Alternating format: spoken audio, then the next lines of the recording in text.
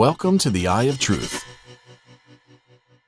The beautiful blue planet we call home is really a prison floating in space.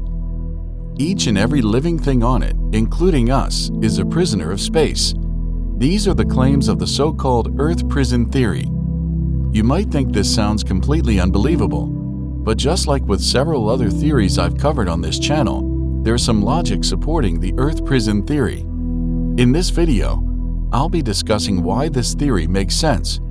Is the Earth really a prison? Are we really prisoners of space? These are the questions I'll be asking. Today's topic is a bit darker than usual, so you might need to prepare yourself for some upsetting ideas. Let's get started. Our planet is truly a cruel place to live, though most people don't even realize it or even care. If you assume that all life is equal, then it's no exaggeration to state that the tragedy began the moment life was formed here. All animals must eat food to survive.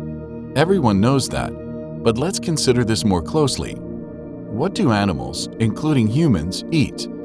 The apple, rice, and meat you ate yesterday, the treat you just gave to your pet, the animals devoured by lions and hyenas on the savannah.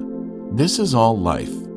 In other words, all living things that were born and have evolved on this planet Earth must take the lives of other animals and plants in order to survive.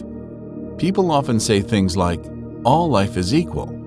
Life is the most important thing for us, and our highest priority is to survive. It's the same for animals.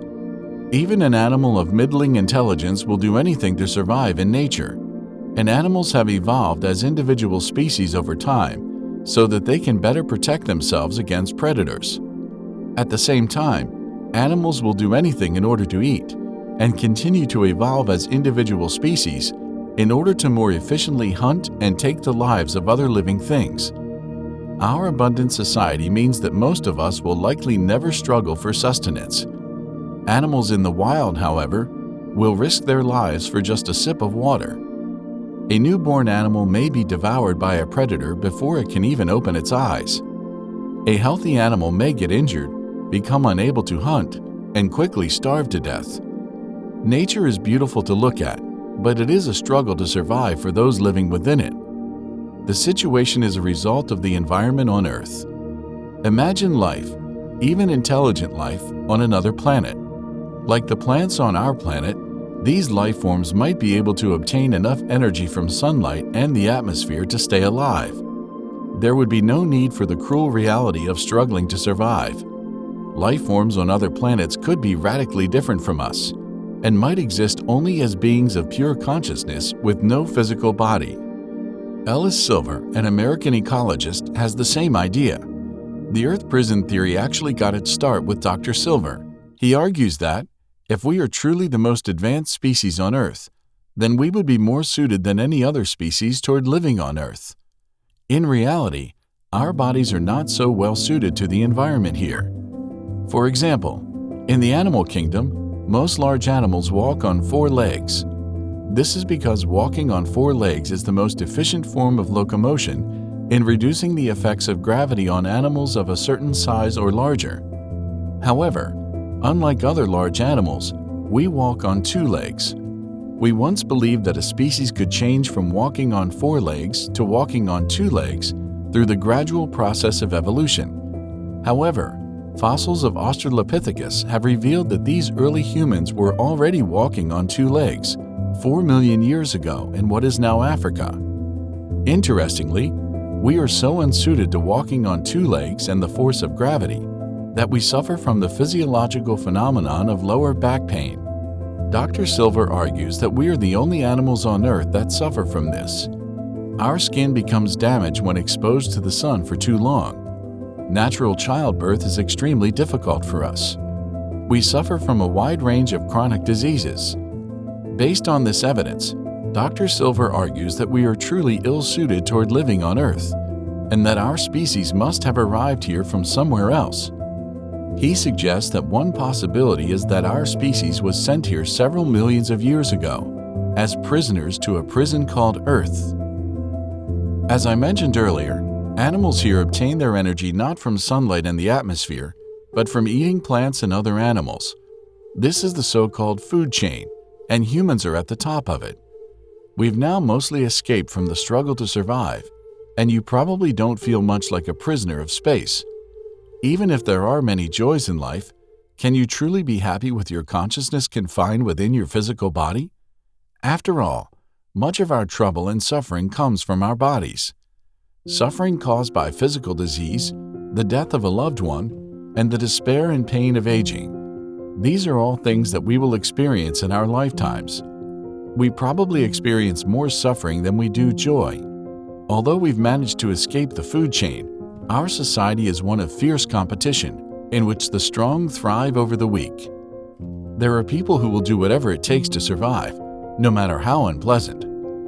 There are also people who will make others do unpleasant things simply for their own gain. They might not even care if what they do leads to someone dying. We escape the food chain, only to find ourselves in yet another cruel chain. Before you were born, were you asked if you wanted to live on Earth? Or somewhere else? Of course not. If you ask the same question to someone already here, they might answer, of course.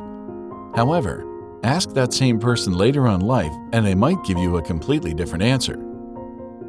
Most of our suffering is due to our conscious being trapped within a physical body.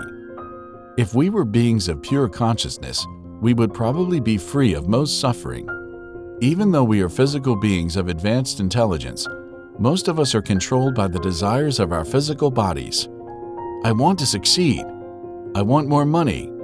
I want a happy family. I want to stay healthy.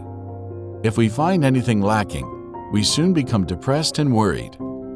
Even if we accomplish everything we want, we soon just want even more. Human desire is a bottomless pit. Personally, I think it's sad that we need to take life to survive. Having said that, I just had meat for dinner and will probably have meat again for lunch tomorrow. Why? My behavior is controlled by my physical desires. Being unable to control the desire to eat meat, even though I know that animals suffer, is one of the hardships of life that only humans, with our unique combination of physical desire and advanced intelligence, experience.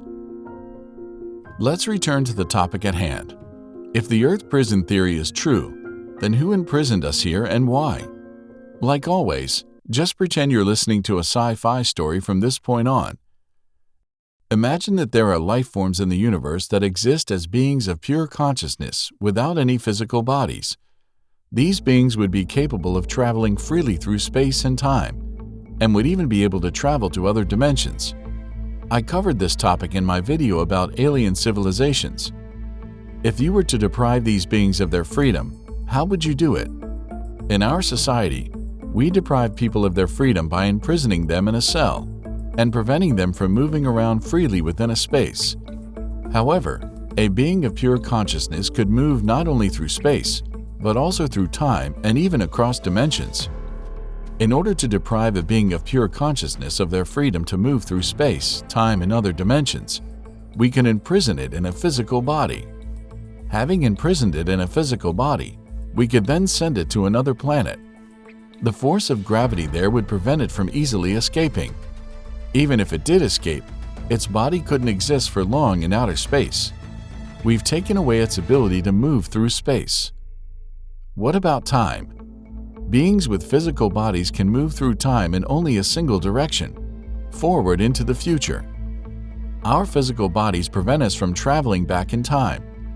Our physical bodies also prevent us from traveling to other dimensions. Being imprisoned in a physical body would be a very cruel punishment indeed for a being of pure consciousness.